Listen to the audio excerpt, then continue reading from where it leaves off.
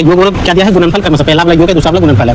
1/4 और -1 है। कैसे देख लेते हैं किताब में, -1 है पहला क्वेश्चन यही है, ठीक है। इसी से हमें द्विघात बहुपद ज्ञात करना है। तो सिंपल पहला क्या दिया है, यहाँ पे लिख लेते दिया है, थोड़ा इधर से लेते हैं ताकि और 2-4 क्वेश्चन बन जाए, ठीक है। यहाँ से ले लें तो सबसे पहले क्या है, 1/4 और -1 यही ना है 2-4 क्वेश्चन बनने के लिए हम लोग पास। हाँ, तो यहाँ पे दिया है क्या, एक तो योग दिया यानी कि अल्फा प्लस बीटा, यहाँ से लिख देंगे हल, सीधा हल। अल्फा प्लस बीटा का वैल्यू दिया है 1/4। हमें पता है कि इसका वैल्यू जो होता है -b/a होता है। क्या होता है, -b/a। तो यहाँ देखो b के सामने 1 है, यानी b बराबर क्या होगा, यहाँ माइनस होगा तभी तो माइनस प्लस होगा। b का वैल्यू -1 होगा और a का वैल्यू क्या होगा 4। ये तो यहाँ से पता चला। और हमें दिया है a इंटू b, यही दिया है अल्फा इंटू बीटा, इसका वैल्यू दिया है -1 और हमें पता है कि ये c/a होता है और a का वैल्यू 4 है। तो यहाँ 4 तो लिख सकते हैं कि नहीं। अब देखो c का वैल्यू कितना होगा, 1/4 आ गया। तो यहाँ पे इसको भी 4 से गुना कर देंगे तभी तो होगा 4 × 4।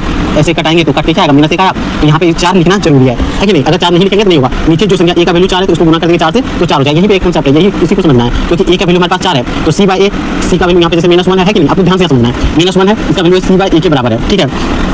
अगर हम लोग देखो a का वैल्यू हमें पता है कि 4 होता है, a का वैल्यू कितना है 4 होता है, तो हम इसके नीचे 4 लिख सकते हैं कि नहीं। जैसे ही नीचे लिखेंगे तो 4 से ऊपर गुना करेंगे तभी तो वो चीज़ आएगा, यानी 4 को 4 से ही भाग देंगे तभी तो 1 आएगा। इसलिए जिससे भाग दे रहे हैं उसी से गुना करेंगे, ये चीज़ आपको समझ में रखना है। तो यहाँ से c का वैल्यू 1 × 4 क्या हुआ, -4, यानी c बराबर -4 और a बराबर 4 यह आया। तो टोटल आप देखो कि a का मान 4 और b का मान -1 ये आया। तो हमें पता है कि द्विघात बहुपद जो होता है ax² bx + c के रूप में होता है। अब x² का कोफिशिएंट a होता है, ये देखो 4 है तो यहाँ पे लिख सकते हैं 4x², ठीक है। b बराबर क्या है, b कहाँ गया, -1 है, b का वैल्यू -1 है, माइनस और प्लस माइनस। अब देखो a को x से गुना करेंगे तो xn होगा कि नहीं, प्लस c का वैल्यू कांस्टेंट है माइनस है तो यहाँ पे प्लस को हटा के माइनस दे देंगे और 4 वैल्यू है तो 4 लिख देंगे। यहाँ से ये हो गया इसका बहुपद, ये हो गया बहुपद। और ये क्वेश्चन भी इंपॉर्टेंट है, इसलिए इसको याद रखना जरूरी है। जे CRT अगर पढ़ते हो तो उसके लिए इंपॉर्टेंट है।